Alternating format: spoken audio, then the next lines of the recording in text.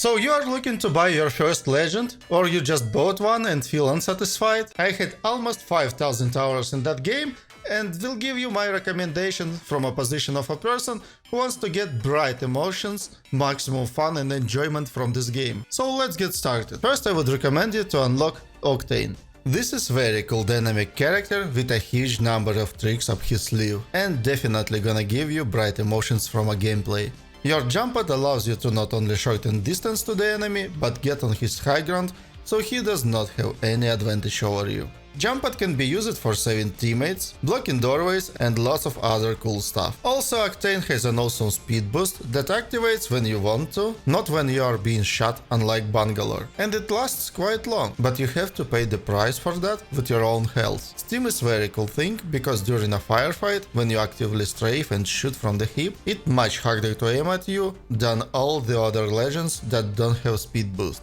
And it's only one of few legends who can use ancient technique of bunny hop healing. On top of that, all movement techniques like bouncing off the walls, slide jump with top strafe around the corner and other cool things are performed much better because you have more initial speed with speed boost, which means you have more inertia, which is needed to do those kind of tricks. So overall, Octane is a very mobile legend, but unlike Pathfinder, he excels more in a horizontal plane. The second legend I would recommend you to buy is Revenant. This is a strong skirmisher with a good set of abilities.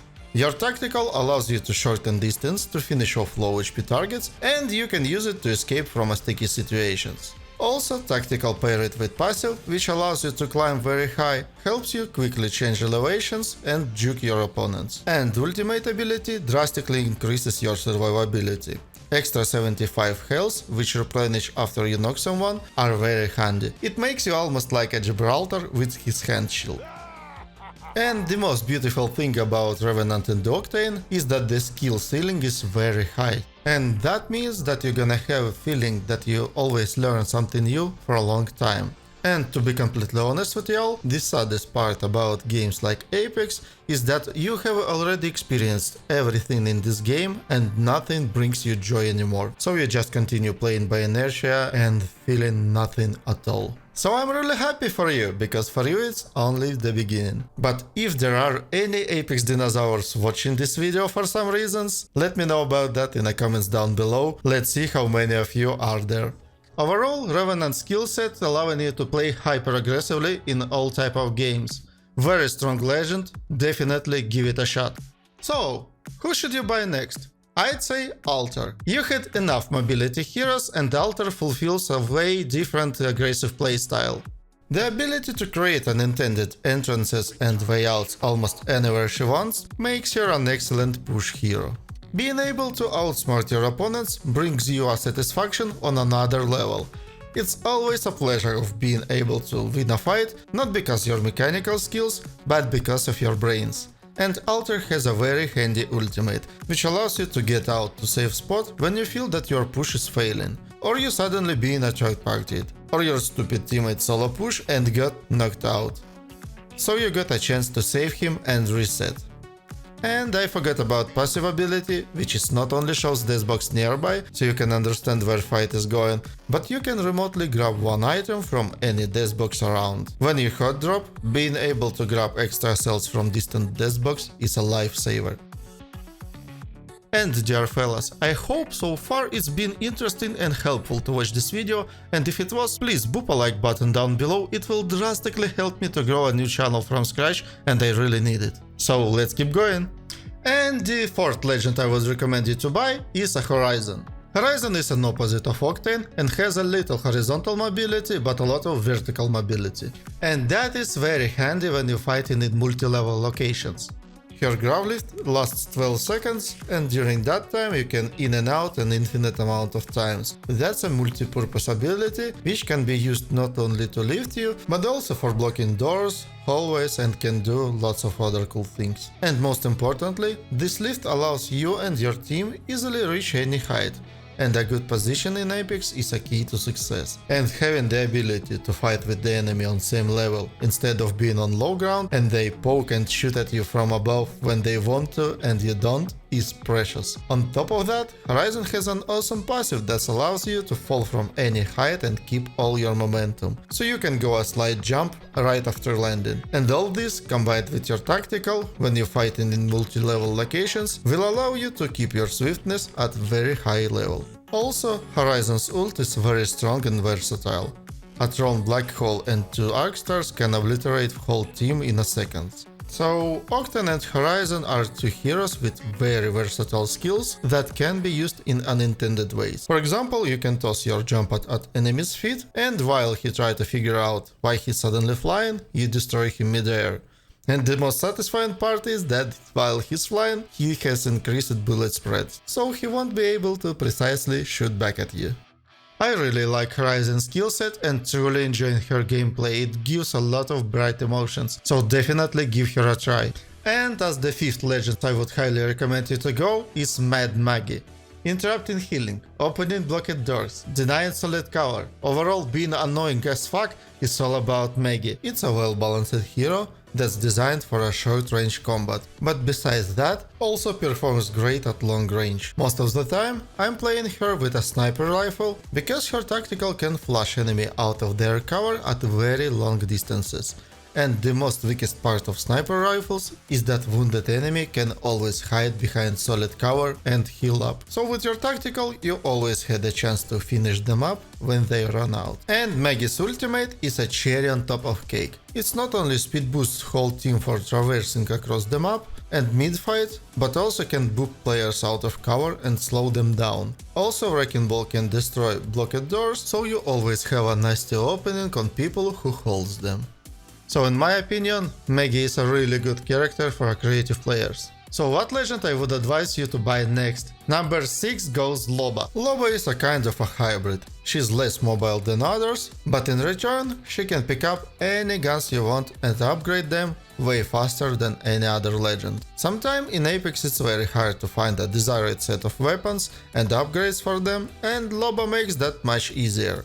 Her ult cooldown is pretty low, so she very often has the ability to pick up absolutely everything around, and you very quickly get all necessary gear you want. And on early stage of the game, it's quite handy. Her tactical is quite nice, it allows you to safely relocate and reach elevated places.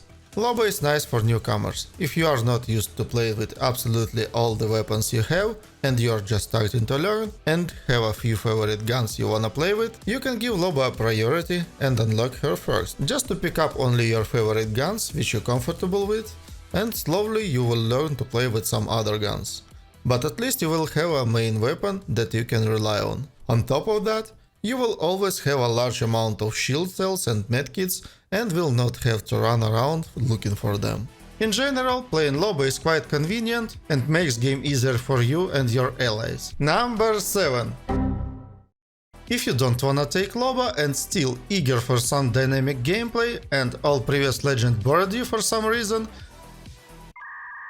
you can take Valkyrie. It's a fresh take on mobility, it's mixed, and I'd say something like Horizon with his own pros and cons. For me, Valkyrie is a mediocre legend, like Bangalore. She's not very bad, but she has enough weaknesses that does not allow me to make it my favorite. For example, while you're using your jetpack, you cannot shoot, but enemy can do that with a pleasure. And that specific thing does not allow me to put Valkyrie, for example, over Horizon and Octane, which can shoot right after jump pad or grab lift. And both of them can reach the same heights. The rocket barrage also has many weaknesses. It's hard to use inside the building, and the outdoors it aren't great either. It's easy to run out from rockets and they flying quite slow, and in most cases the enemy can easily ignore that 15 or 30 HP damage. And again, you can't shoot while you're using this ability, and can easily lose all your shields from return fire if you decide to do that in a wrong time. And the ultimate is more for ranked games than a pubs. Also, when everyone can grab a redeploy tower,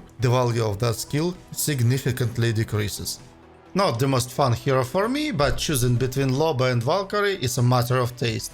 And next we got Caustic. I was maining this hero for a long time and not regret anything. If you think that you have enough mobile heroes, Caustic is your choice. Caustic is cool hero which excels at pushing and defending buildings and zoning the area, but it is more difficult to play. You have to get used to moments when you can throw your barrels and when you can't, when you should use your ult, and so on. So I advise you to look a large number of guides on YouTube.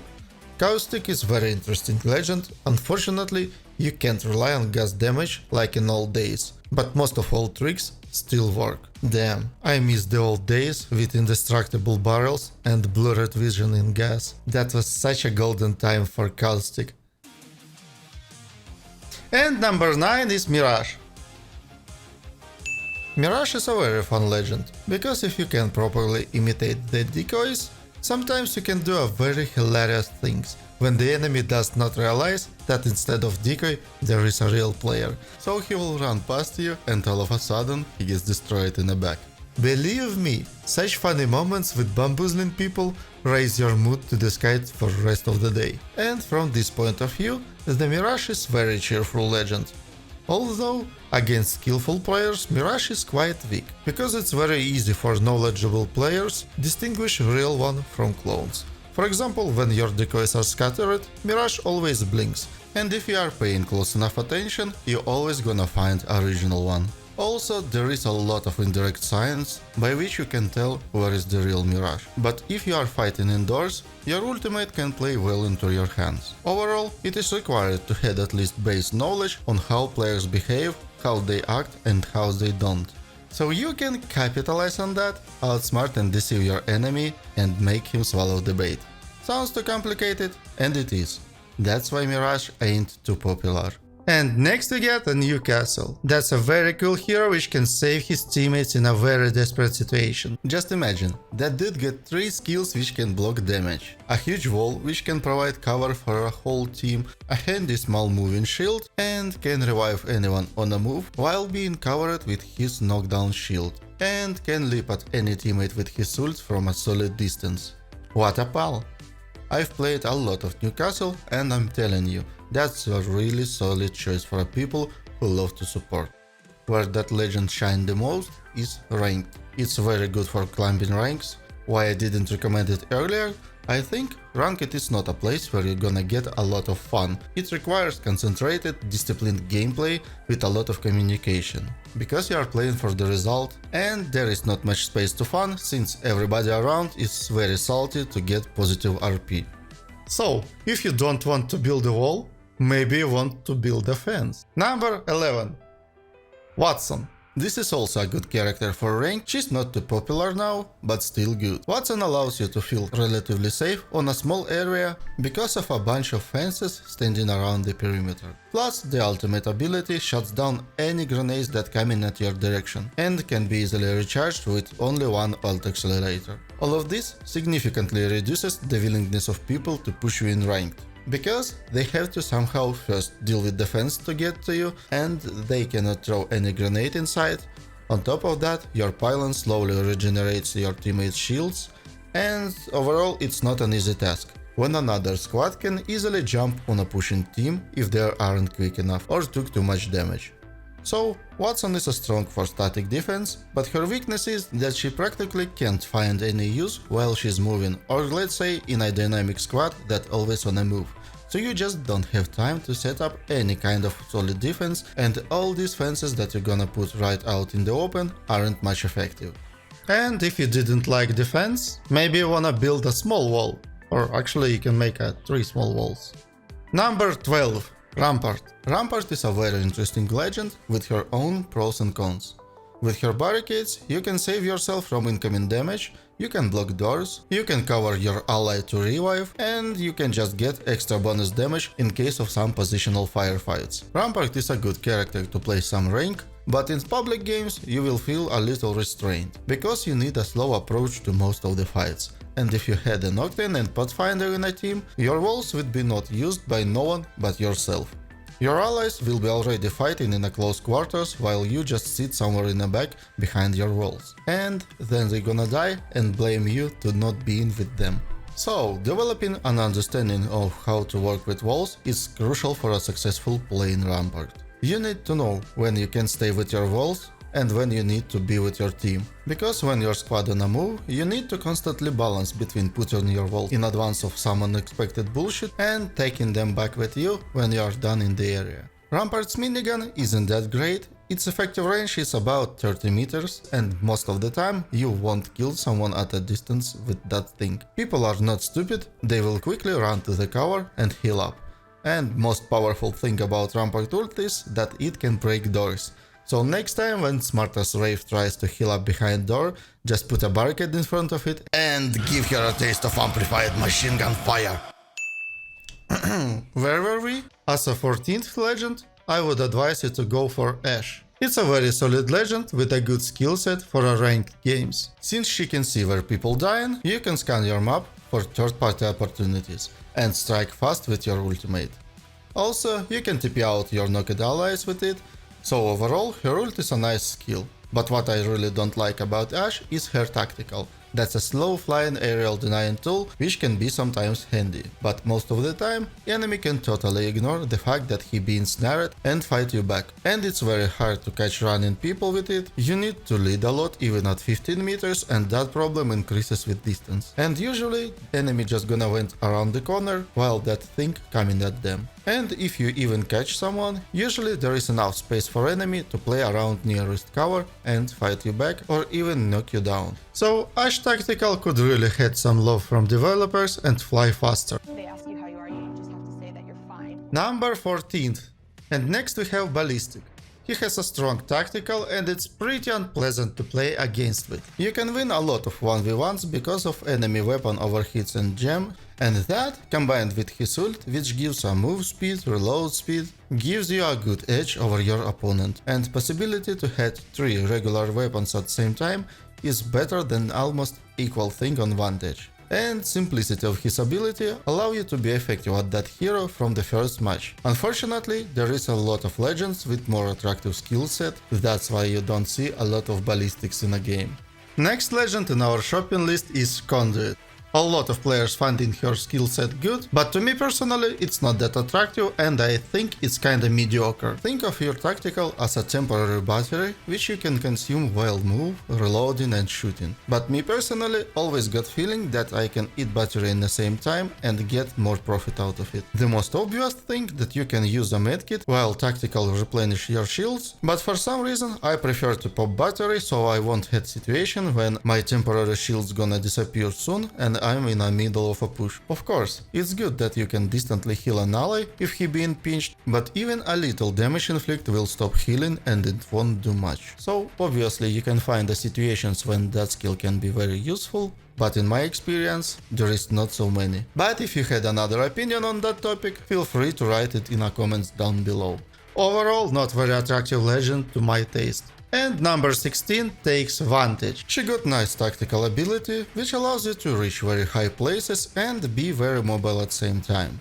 That's a pretty nice skill which you gladly gonna use all the time. The only one downside, it has a relatively long activation time and your flying friend need to be in line of sight. Otherwise, activation will fail and you waste time, which often gonna lead to your death. Her passive show you the bullet drop, so if you are newbie to sniping, it might be useful, especially with her ult. But there is one thing about Vantage which I don't like at all. The fact that you don't need to carry sniper rifle since you got ult is a huge scam.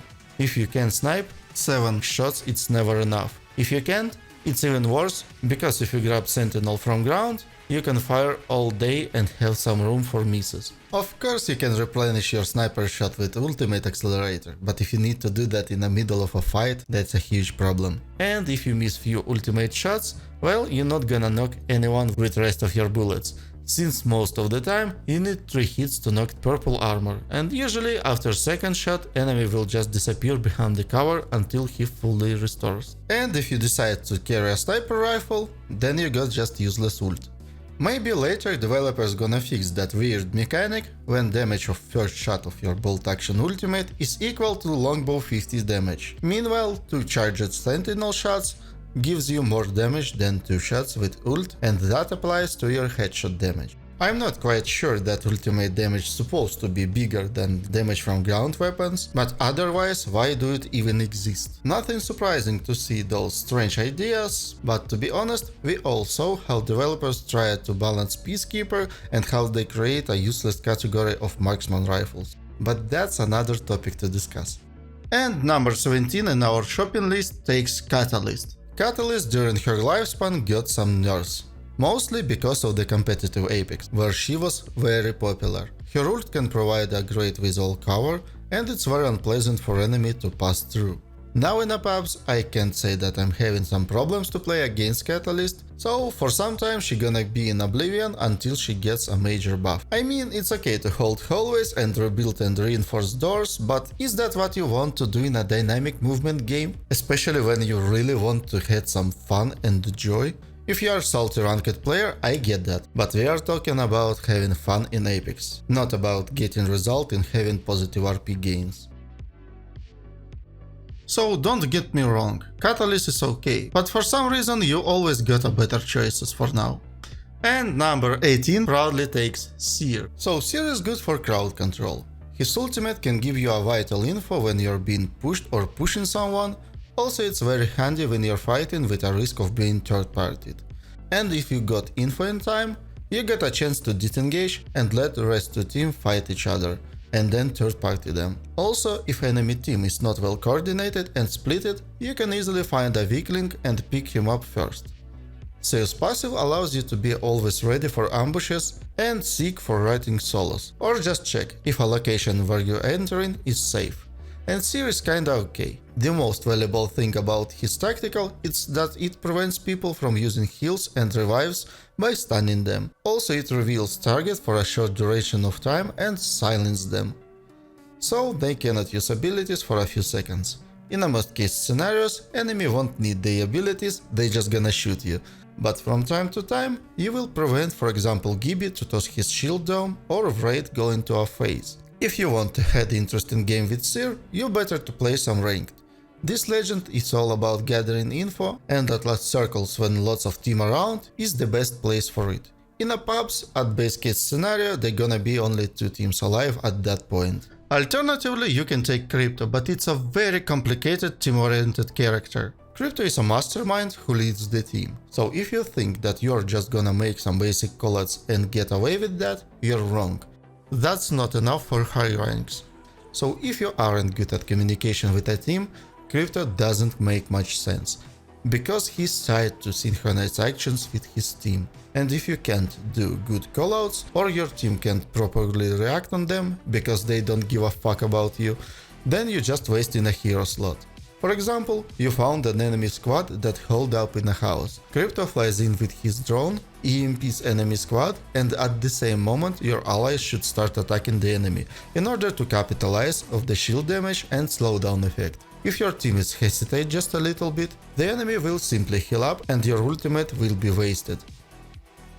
Just want to remind you that pop a big battery takes only 4 seconds. And the passive ability to remotely grab banners with a drone and instantly use revive stations or scanning station or just gather info about how many squads around is cool, but not as valuable as some key abilities of cooler heroes. So if you can't play in a team cohesively, don't even think about picking Krypto. And I'm not even talking about necessity to keep balance between moving and shooting and flying your drone for surveillance. Moving on to Fuse. What can I say about Fuse? It's a slow legend and most of its skills are kinda hard to use. Hold on, put down your eggs and tomatoes and let me explain why. You see, your ultimate has a good usability only when you are slightly above the area you're aiming at. And it has stupid terrain alignment which always pisses me off. When you aim it at some part of landscape, center of your ult tends to stick to objects on it. And oftenly, you cannot precisely move it by few millimeters to perfectly land an edge of your circle behind enemy cover to flush them out. And if you are trying to aim it from below at some high ground, just forget about it. The ability of carrying 2 grenades in one slot seems cool, but you need to change throwing mode for different types of grenades. Because for overhead grenade throw, amped toss is too much. So you're gonna use that only when you're tossing grenades at maximum range, and that is 160 meters. As for arc stars and termites, amplified throw is very handy. However, if your skill level is somewhere higher, you can get the same result without Throw Enhancer for any other legend. And Fuse tactical ability is not that great to my taste. Even if you make a direct hit on a running target, he will get 15, 20, maybe 30 damage and will run to a cover for a quick heal. And if you're gonna try to use that skill in a close firefight, you're gonna get destroyed because of a long animation. So in most case scenarios, it's better to just shoot instead of use this stupid ass skill, which may or may not do anything. The best usage of Knuckle Cluster is an area denial tool. You can flash out of cover someone, but there is a little caveat. You cannot shoot immediately and need to wait till animation ends. And if you do that from a distance, enemy got enough time to just slide jump to next cover. Maybe later developers gonna give some love to Fuzzy Wuzzy and let him use Knuckle Cluster with only left hand, just like Mad Maggie does. But that gonna be a way different story. Overall, Knuckle Cluster becomes a more valuable skill in a ranked, when a positional wanking becomes a thing. When all squads around sitting tight at their places, holding their little winner with left hand and shooting each other with right. And nobody's willing to push, because if they let it go, it gonna suck in. Also, it's very hard to find an uncontested solid cover and almost no space for maneuver. So if you got a solid spot, you can terrorize everyone around and bait a lot of meds with your right hand.